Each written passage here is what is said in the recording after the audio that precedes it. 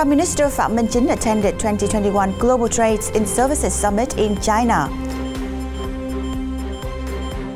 And Vietnam is warned of long coronavirus fight as crisis deepens. Vietnam Airlines pilots IATA Travel Pass on flight to Europe. No Vietnamese affected in Afghanistan's airport attack. National Fine Arts Museum launches 3D tour in Vietnamese and English.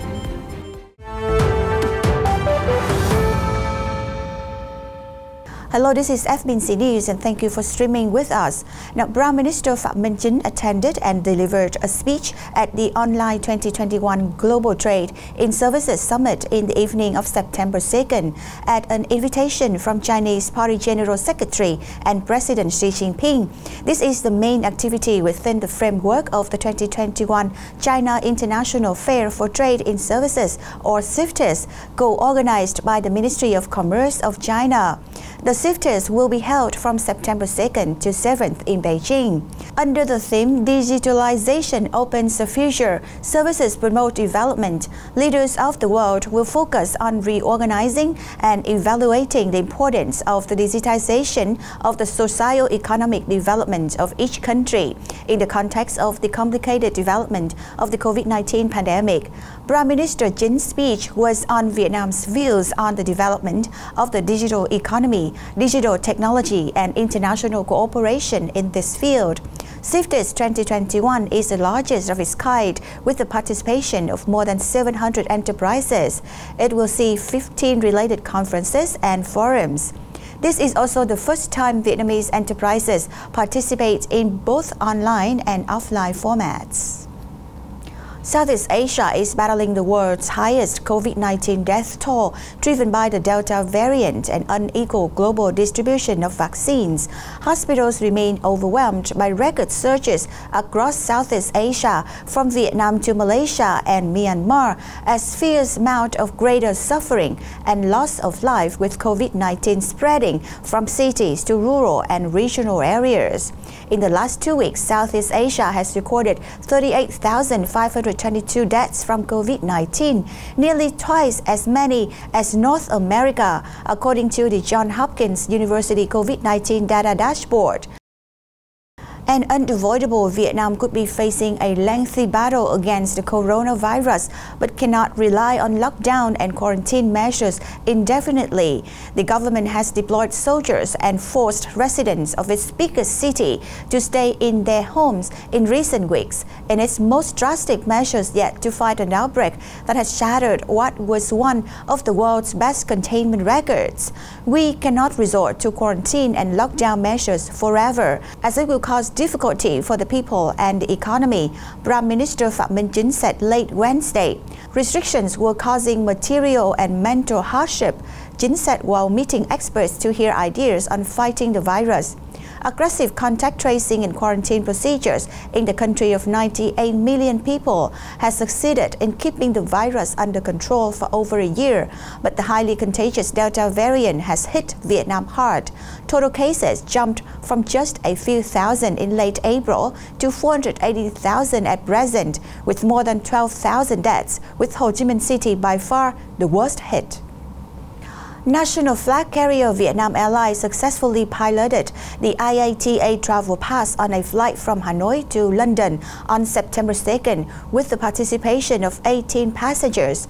This part of the cooperation agreement signed by the carrier and the International Air Transport Association in May. The Travel Pass integrates leading digital solutions such as no-touch air travel, biometric data, and e-health certificates with COVID-19 test results and vaccination. With a quick and simple procedure, it is hoped to facilitate safe and easy travel between nations in the context of the pandemic. The airline is set to pilot the mechanism in flights from Hanoi to Seoul on September 12th, to London on September 21st, and weekly ones to Tokyo. Vietnam Airlines flight VN310 between Hanoi's Nội Bài Airport and Tokyo's Narita Airport on August 12 was the first of the carrier to pilot the application of the IATA Travel Pass. The airline hopes that the successful test of the electronic health passport will be a basis for the Vietnamese government to consider officially recognizing this mechanism, speeding up the resumption of international flights in the near future. No Vietnamese citizen has been affected in the terrorist attack at Hamid Karzai Airport in Kabul, capital city of Afghanistan, on August 26th, the Ministry of Foreign Affairs spokeswoman Lê Thị Thu Hằng said on August 31st. In reply to queries about Vietnam's reaction to the attack that caused serious casualties at the airport, Hằng said Vietnam condemns terrorist attacks in any form. She also conveyed profound condolences to families of the victims of the attack. Hằng added that the Ministry of Foreign Affairs directed the Vietnamese embassy in Pakistan, concurrently Afghanistan, to continue reviewing and conducting citizen protection work. Vietnam calls on concerned parties in Afghanistan to ensure security and safety of all Afghan citizens and foreigners living in the country, including Vietnamese citizens, she said. Vietnam has awarded a license to South Korea's LG Display that will see it raise its investment in the northern port city of Hải Phòng by $1.2 billion. The city's People's Committee said on Tuesday. The investment will boost the economy's OLED display output at the Hải Phòng factory to 13 million to 14 million units per month from the current 9.6 million to 10 million monthly units, the committee said in a statement. The additional $1.4 billion will raise the LG Display investment to $4.65 billion. The company did not immediately respond to a request for comment. The additional investment would generate 10,000 new jobs and create export revenue of $6.5 billion a year, the committee said.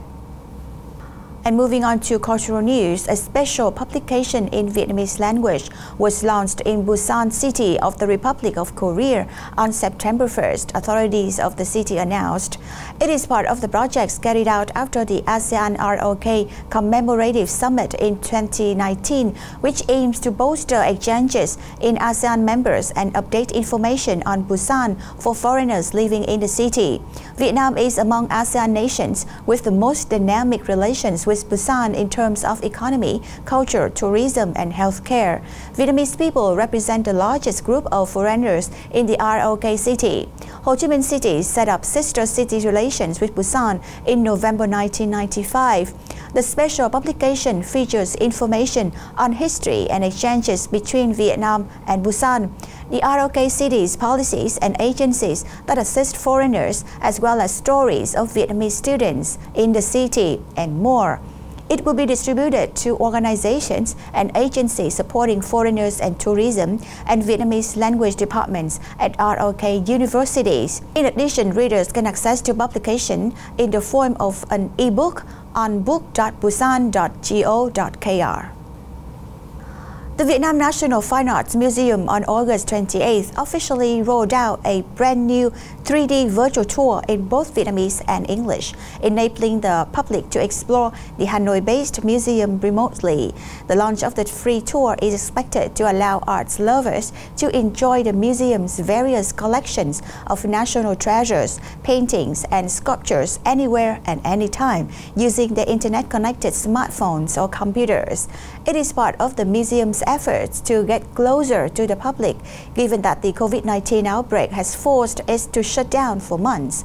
Particularly, visitors are provided with access to high-resolution video clips about two national treasures to get insights into their historic and art values. Visitors can access to 3d.vnfam.vn/vi for a 3D tour with background and guide in Vietnamese, while 3d.vnfam.vn/en is designed for English-speaking audience.